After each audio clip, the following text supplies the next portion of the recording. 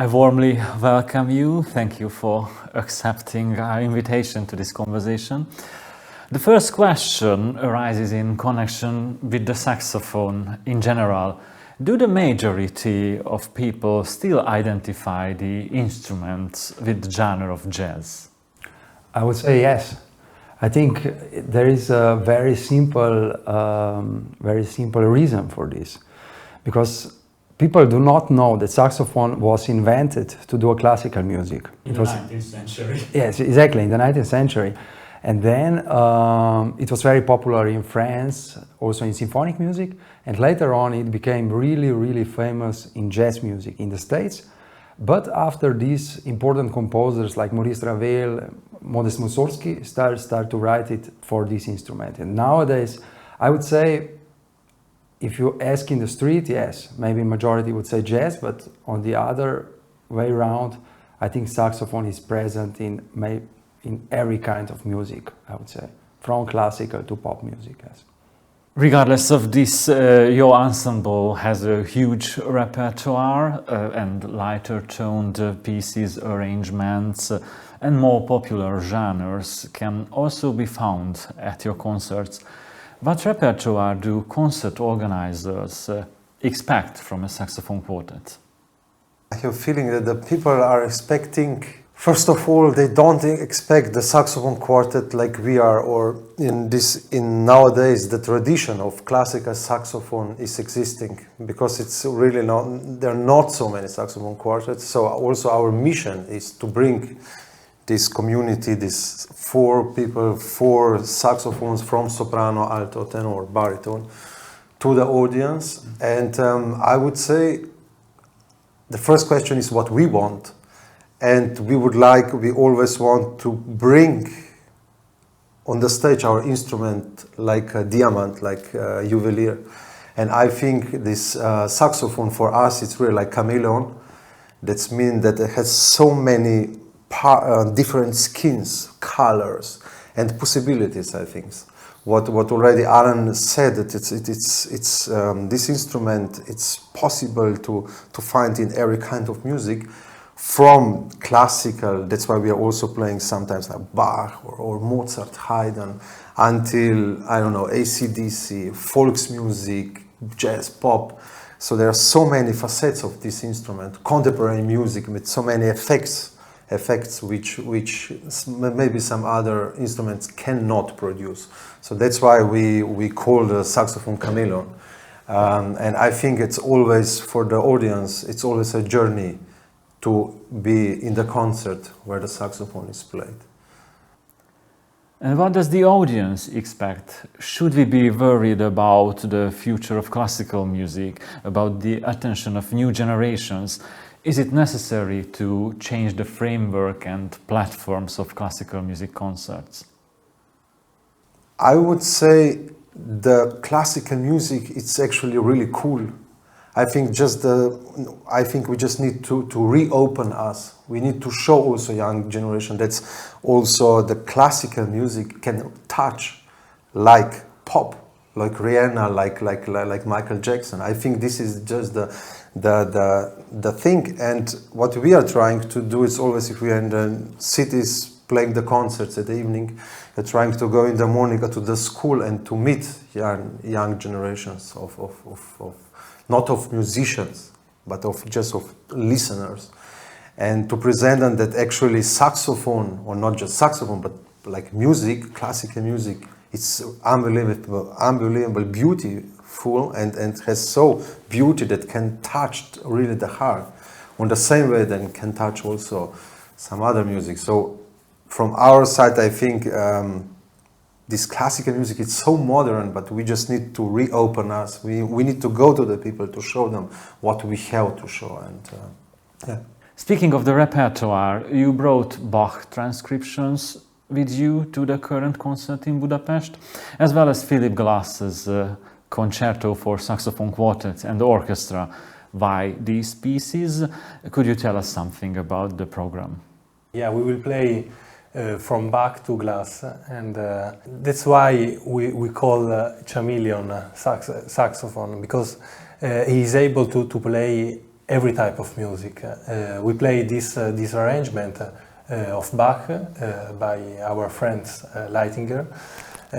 We think this is a really amazing transcription arrangement, and the Leitinger in this transcription arrangement mix different type of music, and for us it's great because you can show all the possibilities that the saxophone has to show also to the audience. Because yeah, as Blaž and Alan said, maybe it's not the first, classic.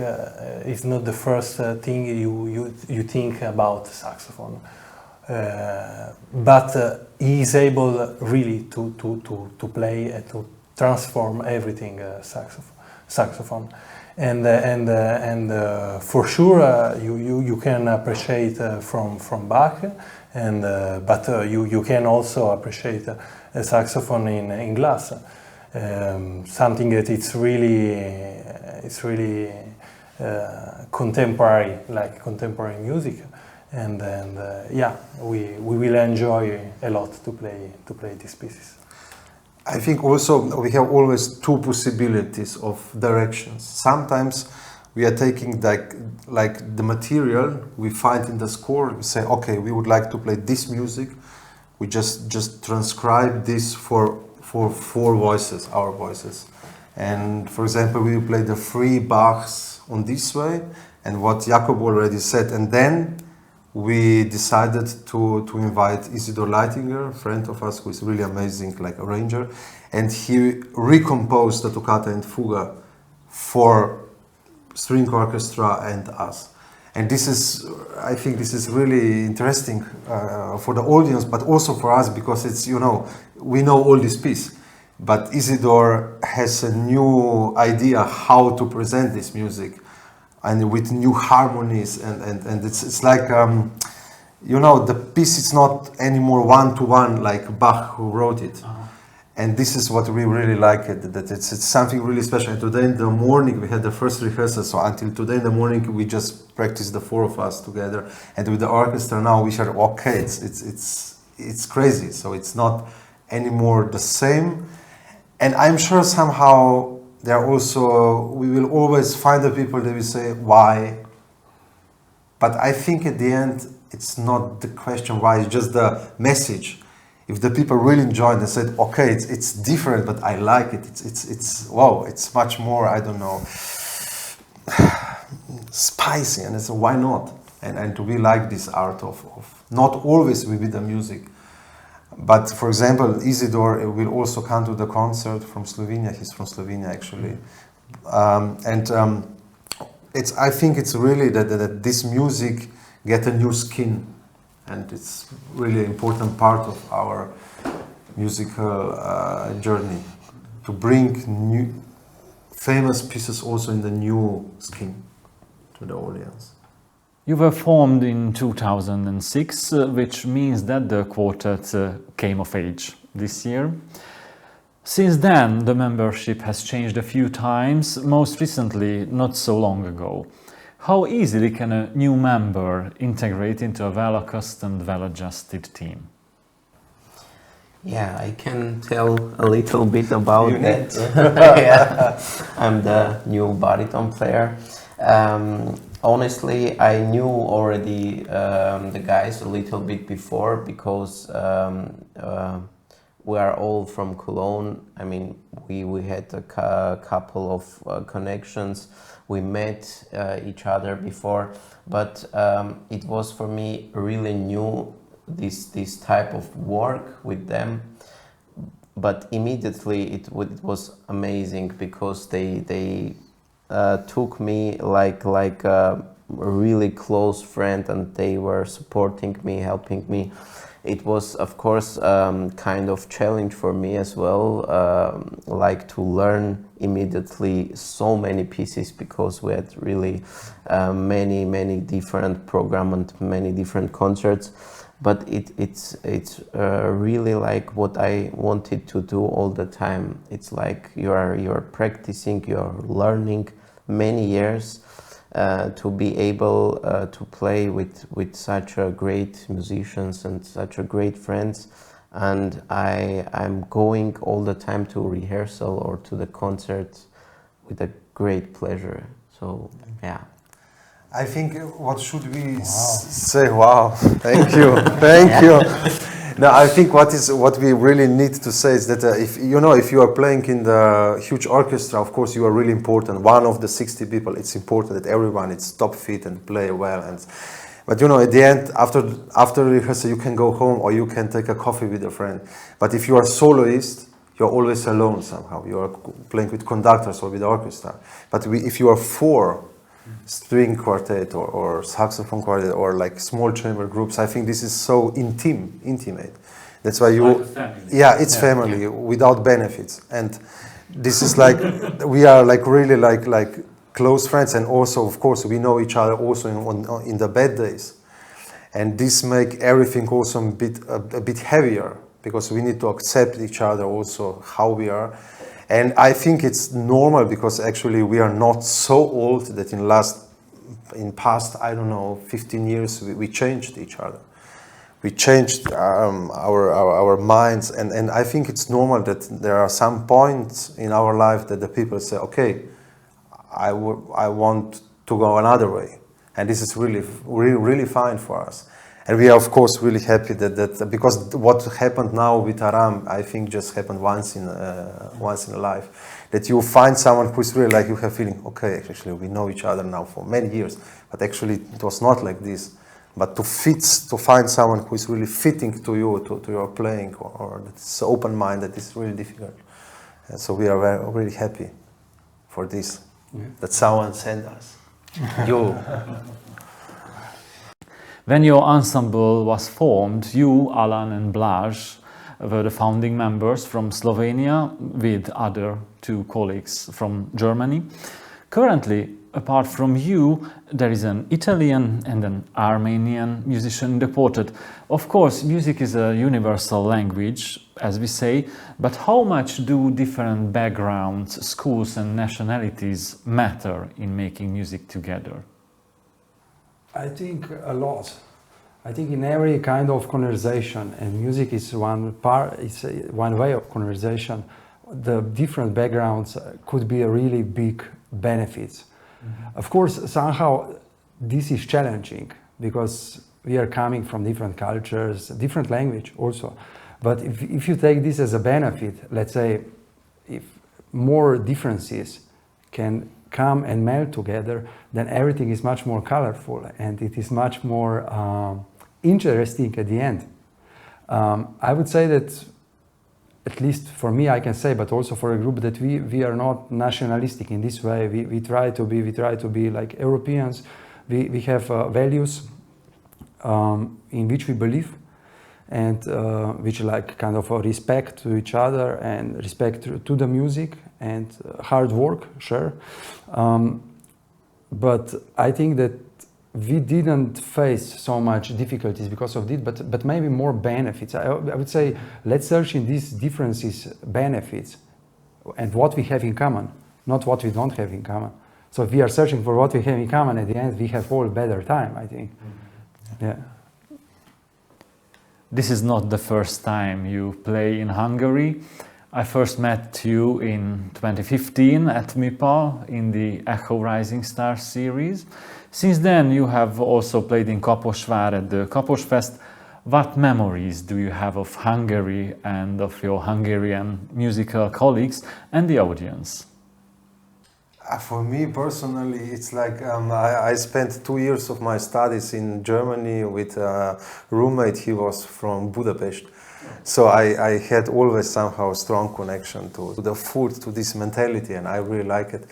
So first of all, what we can say is that Budapest is an amazing city. Wow, you can just say, wow. This is the first thing. And on the other side, for me, musically, we see that the people from here, they're all over the world, everywhere. So your strong nationality and I can just say we have amazing time here, amazing food. Everything is perfect. always had beautiful memories. In Mupa, Kaposvar, 2 years ago, we played also here, I think. Yeah. But maybe you can I think find some details. No, thanks. I think it's beautiful, and especially, of course, we are really, really happy to be for the first time in Franz Liszt Academy, because it's such a big traditional hall, which is not very, how to say, it's not normal that in this type of halls the saxophone quartet would appear. Yeah. So it is a big honor for us, and of course it is also very emotional one, because István Vardai we met years ago in Switzerland, and we had really great time together. It's very inspiring for us, and we are very, very happy that we meet from time to time, and now with his own orchestra to be playing music together. It's just, we cannot wait to be at the concert and to play together. And I think it's our first concert with chamber orchestra. Oh. Because we played many times with a symphony orchestra, but I think it's our first time with chamber orchestra. And of course, like Alan said, amazing that we have opportunity to play with Franz Liszt chamber orchestra. You already mentioned 1-2 things about this, but to this day I remember being breathless listening to Barber's Adagio in your performance at MUPA, and I was surprised at what 4 saxophones could do. Can you actually play anything? What are the advantages and limits of this lineup? Yeah, we're trying to do our best. There are, of course, some limits. For example, we can't play really very low register like contrabass, or a really high register like piccolo flute. But on our possibilities, I mean, what the instrument has, I think we're giving our best. And I can say only for me, there was nothing that we see and say it's impossible to play. It's just a thing of time and work, and we like to take also challenges when we hear some piece and it sounds really difficult. For example, we never say, okay, we'll not play this because it's difficult. We're always trying to find something special and something interesting. That's the goal for us, and not just to play what is comfortable. Yeah. And of course, the music sometimes just happened like that. For example, it was our big wish to play Shostakovich string quartets. That's the 7th one. Yeah. And of course, then you try this, and okay, it sounds okay, but in the end, something is missing. And then a few times we made this challenge that we arranged something, practice for longer time, and then we saw somehow it's not fitting. In the end, it also doesn't matter somehow how good or how bad we play. It's something is missing. Yeah. But so this is also part of our work. I think every day what we need to do is to try new things, and then also to select, okay, this is working really good.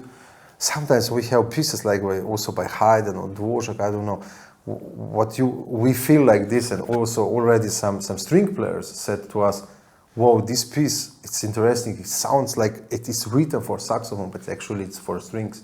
You know what I mean?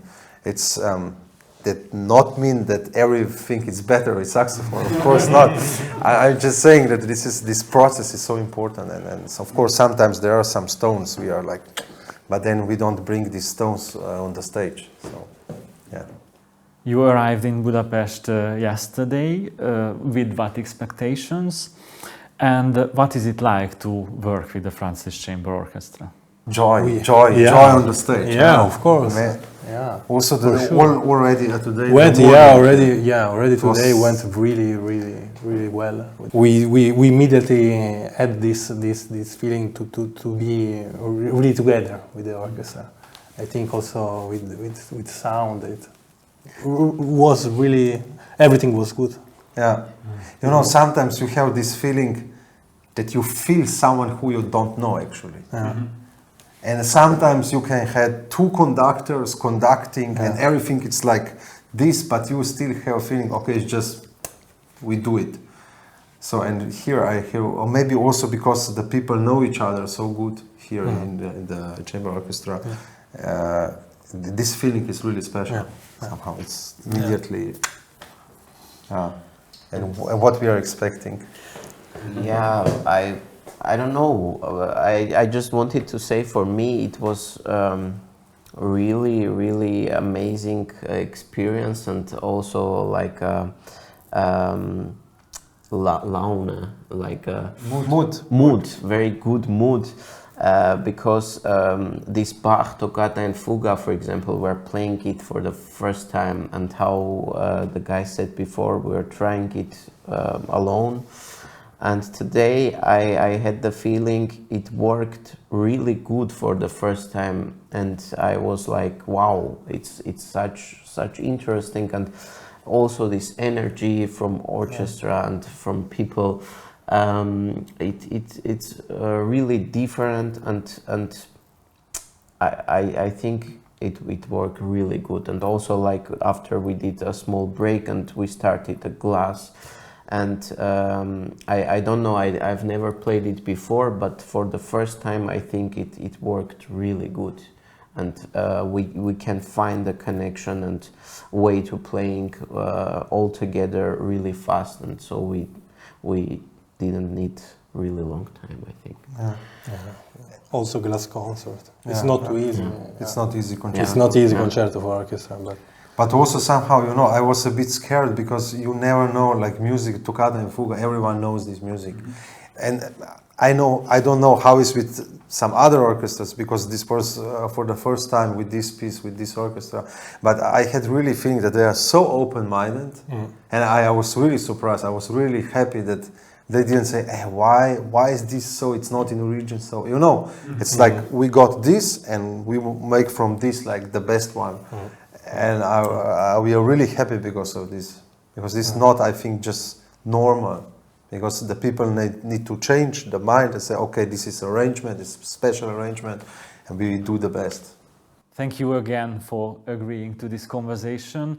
Thank you for inviting us. Good luck with the concert and, of course, all of your future projects. Thanks again. Thanks.